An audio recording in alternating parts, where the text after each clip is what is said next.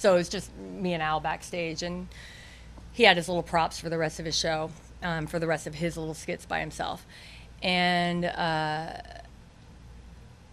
he's like, well, we need to practice the kissing scene. And I'm like, yeah, okay, whatever. And I just sort of blew him off because I didn't, like, we don't need to practice the kissing scene. It's just a quick little thing, you know? And then he persisted, and he's like, no, we really need to practice the kissing scene. And like, okay, Al, you just turn your head right, I'll turn my head right, we got this, you know, whatever. And he kept persisting, and I'm like, Al, this isn't SNL. We're not really gonna kiss, so we don't really have to practice.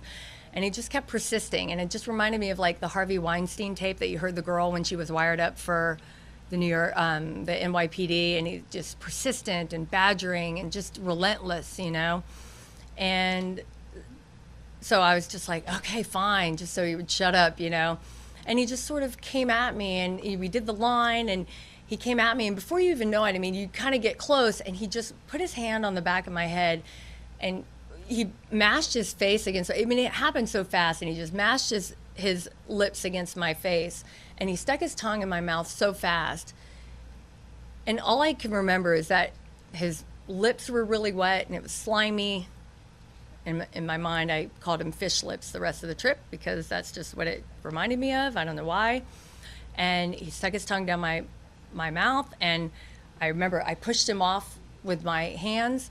And I just remember I almost punched him, so because every time I see him now, like my hands clench into fists, and I'm sure that's probably why. And I said, if you ever do that to me again, I'm not going to be so nice about it the second time. And I just walked out away from him, and I walked out, and I just wanted to find a bathroom, and I just wanted to rinse my mouth out because I was just disgusted, you know. It was just one of those, I don't know, I was violated. I just felt like, you know, he betrayed my trust, and it obviously that is not what I wanted, and I felt like he wrote that just to get that piece in because he knew he wasn't going to get it on stage, and that was why he was badgering me to do it then when we were alone, because that's what he wanted.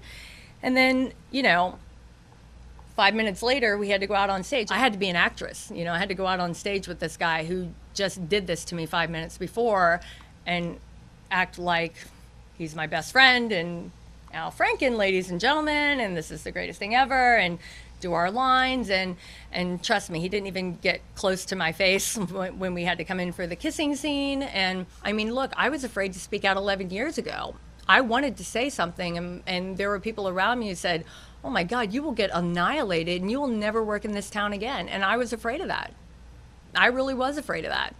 You know, I was working at the Best Damn Sports Show. I was working at Fox Sports. I mean, I had a good career, and I thought, you know what, if I come out and speak out then, I probably would get fired or would just get phased out. And I was afraid of that, you know, and I'm not afraid of that anymore. I mean, could it still happen? Sure, possibly, but you know, I'm a lot more secure and you know, myself, my career at this age now, and I really do think the tide has turned.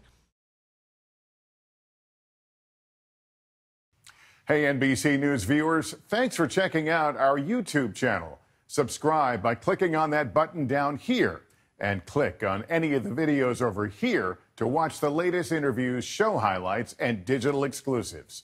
Thanks for watching.